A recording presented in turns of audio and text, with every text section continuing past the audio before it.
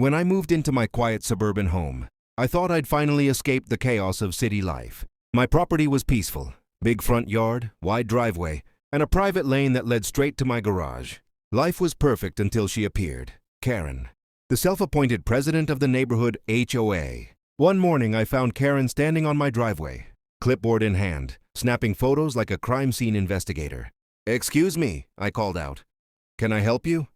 She turned with that infamous smirk. "Yes, actually. You're blocking the community walking path with your truck." I blinked. "You mean my private driveway?" Karen laughed like I'd told a joke. No, dear. This lane has always been an access path for residents to use. You'll need to move your vehicle immediately." I pulled out the property deed I'd kept in my desk drawer. "Pretty sure this is mine, Karen. The county records say so." She crossed her arms. "We'll see about that. The HOA has rights here." That same evening, I caught a group of HOA members walking across my driveway as if testing my patience. Karen even waved at me while strolling past my garage like she owned the place. The next day, I emailed the HOA demanding they stop trespassing. No reply.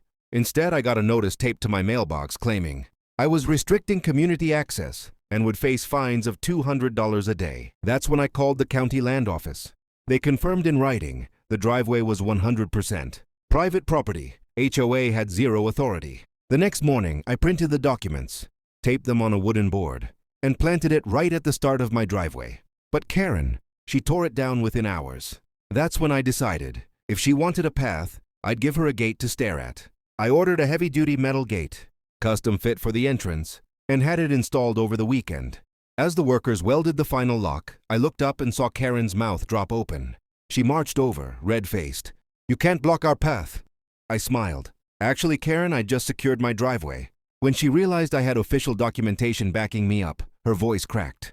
"You'll regret this." I leaned on the fence post and replied calmly, "We'll see who regrets it, Karen." But I knew this was only the beginning. It didn't take long for the HOA to strike back. 2 days after I installed the gate, a thick envelope appeared in my mailbox, an official HOA violation notice. According to them, I had obstructed a community easement and was now facing daily fines until I restored full public access. I almost laughed out loud. They were fining me for blocking my own driveway. Still, I knew Karen wouldn't stop there. That evening I noticed her and 2 other HOA board members standing outside my gate with flashlights, measuring tapes and their phones out, documenting every inch like it was a federal crime scene. I stood on my porch with a cup of coffee, watching them struggle to find something to use against me. The next morning, I got another friendly notice, this one, citing me for unauthorized construction. Apparently, the HOA required pre-approval for all outdoor structures, including gates. That's when I called my lawyer friend Tom. He laughed and said, "HOA rules don't apply to private driveways not under their jurisdiction. Send them a cease and desist letter." So we drafted one, short, sharp, and full of legal language that would make Karen's head spin. It stated that any further trespassing or harassment would be considered a violation of private property rights and reported to law enforcement. I sent the letter via certified mail to the HOA office and personally handed a copy to Karen when she tried snooping around again. Her reaction was priceless. Her fake smile trembled as she read the first few lines. "You think you can scare me with legal jargon?" She snapped. "No," I said. "The county map already scared you." Later that week, I noticed something strange. Someone had loosened the screws on one side of my new gate.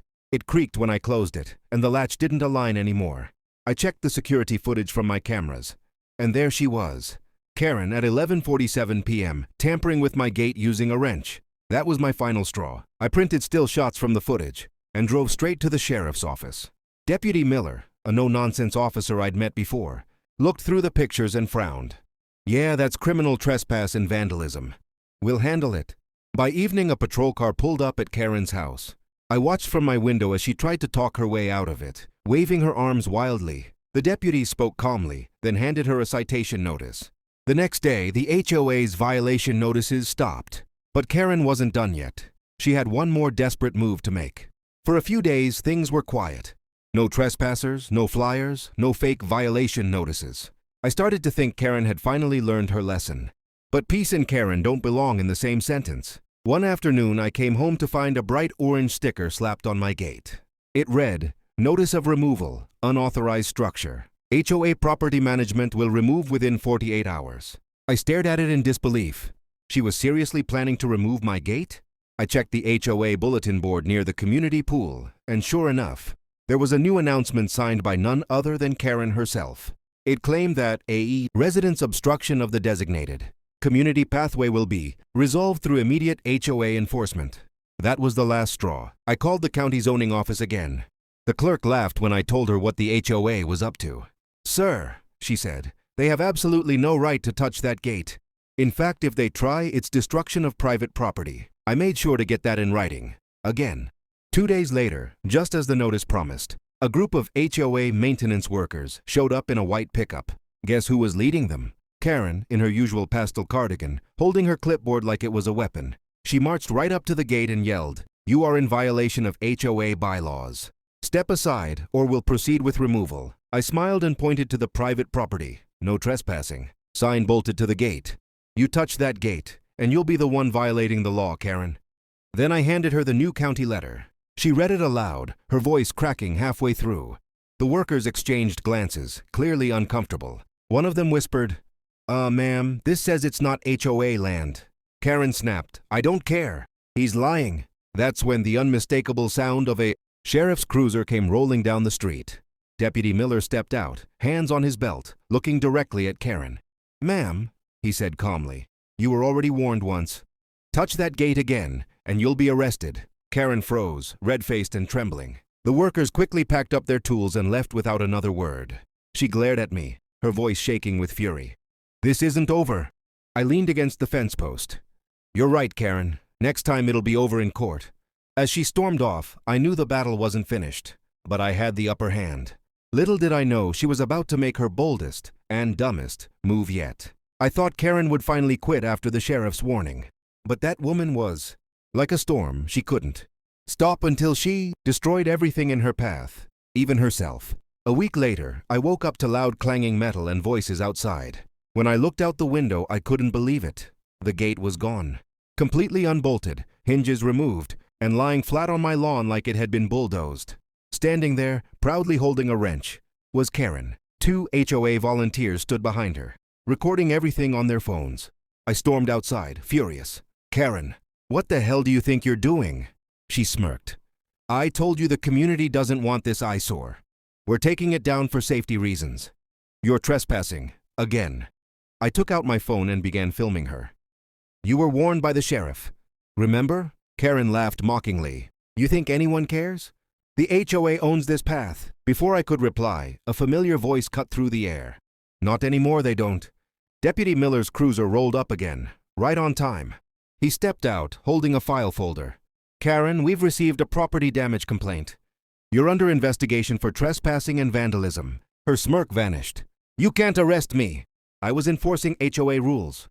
Miller shook his head. "You've been told multiple times this isn't HOA property. You ignored lawful warnings. That's destruction of private property." The HOA volunteers froze. One of them whispered, "We didn't know, we were just helping her." Karen tried to back away, but Miller calmly said, "Ma'am, please place the wrench on the ground." When she refused, 2 more deputies stepped out. Within minutes, Karen was in handcuffs, still shouting about bylaws, community rights, and how unfair this all was. As they drove her away, the neighborhood gathered around. A few residents approached me quietly. One man sighed. "We didn't know she was this bad. The HOA's been out of control for years." I nodded. "It's time you elect someone who actually respects property rights." A month later, the HOA held an emergency meeting. Karen was voted out unanimously and banned from holding any future leadership role. They even issued a written apology for unauthorized actions on private property. As for my gate, I replaced it with a stronger one, this time with reinforced locks and cameras pointed at every angle. Every time I drive through it now, I can't help but smile, because the community path that Karen fought so hard to claim, it's still my driveway, and always will be.